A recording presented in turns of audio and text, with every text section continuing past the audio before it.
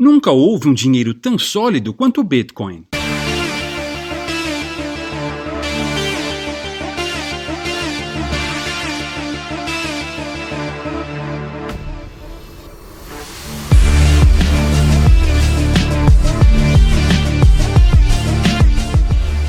Como vimos no vídeo anterior desta série, a invenção do Bitcoin revolucionou as formas de pagamento. Antes, todas as formas de pagamento digital eram intermediadas, ou seja, exigiam uma terceira parte de confiança. Pela própria natureza, objetos digitais não tinham como ser escassos, eles sempre podiam ser reproduzidos infinitamente. Dessa forma, era impossível ter um dinheiro digital, porque enviar um valor apenas o duplicaria. Qualquer tipo de pagamento eletrônico demandava uma terceira parte, para prevenir o gasto duplo. Era a única maneira de garantir que o pagador estava sendo honesto com suas reservas, não as gastando mais de uma vez. A terceira parte garantia a integridade da transação. Pagamentos que dispensavam uma terceira parte estavam confinados ao mundo físico, pois demandavam contato direto. Depois de anos de tentativas e erros, e usando uma ampla gama de tecnologias, o Bitcoin foi a primeira solução que permitiu pagamentos digitais sem a necessidade de intermediação de uma terceira parte de confiança. Sendo ele o primeiro objeto digital verificadamente escasso, o Bitcoin foi o primeiro dinheiro eletrônico. Agora, vem cá, a presença de uma terceira parte em nossas transações financeiras é um problema? Ou se é? A terceira parte é um ponto vulnerável, já que abre novas possibilidades para fraudes e problemas técnicos. Além disso, a presença de uma terceira parte torna as transações vulneráveis à vigilância e ao banimento por políticos. Portanto, antes da invenção do Bitcoin, qualquer transação digital estava sujeita a ser barrada pelas autoproclamadas autoridades, se estas assim o desejassem. Lembre-se de que essas ditas autoridades podiam alegar qualquer coisa para justificar um eventual banimento. Ameaça à segurança nacional, risco à democracia, propagação de notícias falsas, lavagem de dinheiro. Para piorar, pagamentos intermediados sempre envolvem o risco de fraude, o que aumenta os custos de transação e adia a liquidação final dos pagamentos. No frigir dos ovos, pagamentos intermediados comprometem boa parte das propriedades de um dinheiro enquanto meio de troca. Veja, duas das propriedades dos dinheiros mais persistentes historicamente são a fungibilidade e a liquidez. A fungibilidade é a equivalência das unidades do dinheiro, enquanto que a liquidez é a possibilidade de vender rapidamente unidades do dinheiro em questão a um preço de mercado.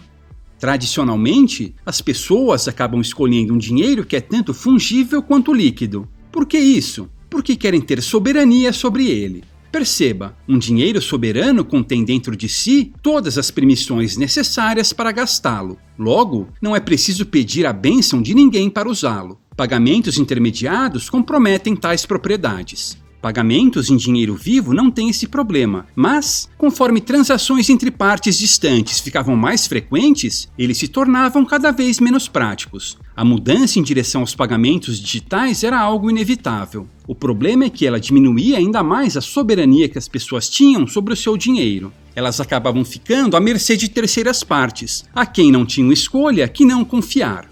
E isso nem era o pior. A mudança do ouro, um dinheiro que ninguém podia imprimir, para moedas fiduciárias, cujas ofertas eram controladas pelos bancos centrais, reduziu ainda mais a soberania que as pessoas tinham sobre o dinheiro. Não havia nada que elas pudessem fazer quando bancos centrais inflacionavam a oferta monetária para financiar as operações estatais e erodiam o valor do dinheiro. Ficava cada vez mais difícil acumular riqueza e capital sem a permissão do Estado. Em uma entrevista dada em 1984, Friedrich Hayek já apontou a única solução possível. Disse Hayek: "Não acredito que voltaremos a ter um dinheiro forte de novo até conseguirmos tirá-lo das mãos do governo." Ele estava correto. Nossa única salvação seria um dinheiro digital que não exigisse uma terceira parte de confiança.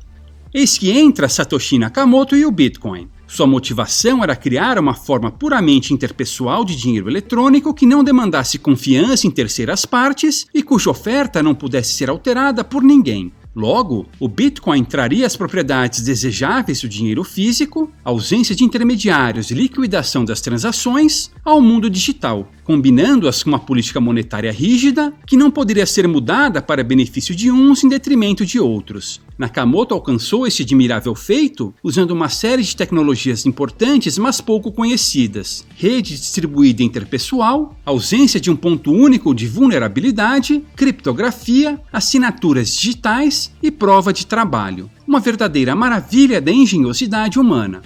Nakamoto eliminou a necessidade de confiança em terceiras partes, construindo o Bitcoin sobre uma base extremamente sólida. Podemos considerar a característica operacional central do Bitcoin a verificação. Graças à ênfase nela, é que o Bitcoin consegue eliminar completamente a necessidade de confiança em alguma terceira parte. Cada transação é verificada e registrada por todos os membros da rede, de modo que todos eles compartilham um único livro contábil de saldos e transações. Quando uma pessoa transfere uma certa quantia para outra, todos os membros da rede podem verificar se o remetente tem de fato saldo suficiente. Os chamados nós guardam aquele livro contábil em seus computadores. Eles competem entre si para ser o primeiro a poder atualizar o livro com um novo bloco de transações.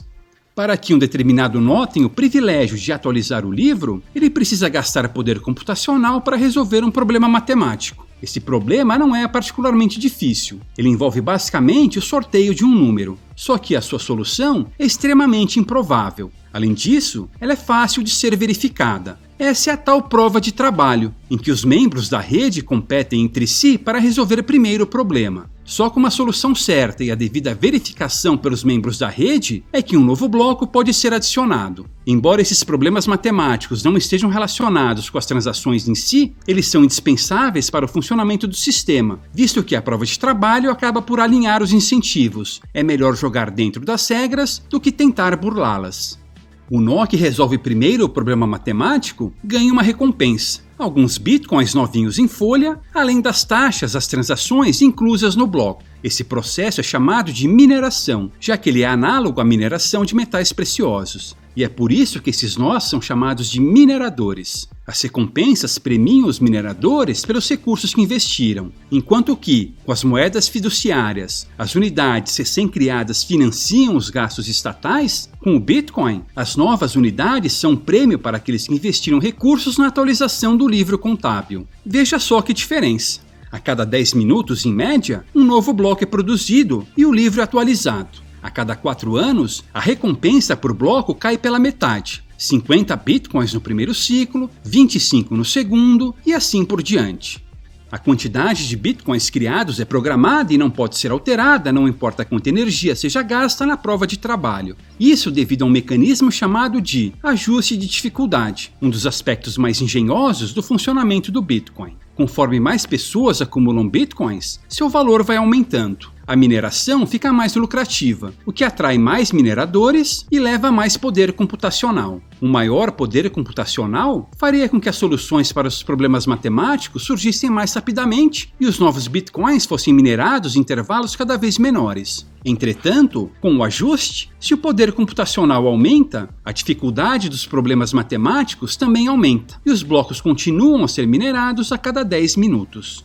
Como o número de unidades a ser criado é de 21 milhões, como os blocos são minerados a cada 10 minutos e como ninguém pode mudar isso, o Bitcoin é a tecnologia mais confiável que temos para a emissão de um dinheiro forte. Sua política monetária extremamente rígida faz com que o Bitcoin seja diferente de qualquer outro dinheiro. Enquanto o aumento no valor de outros dinheiros faz com que mais recursos sejam investidos em sua produção, o aumento no valor do Bitcoin não leva a uma maior produção, leva somente a um aumento no poder computacional da sua rede, tornando-a mais segura. O Bitcoin é o dinheiro mais sólido já inventado pela humanidade. Seus incentivos estão alinhados corretamente. O Bitcoin, sim, é que nos dá a soberania. Pense nisso quando quiser armazenar os frutos de seu trabalho.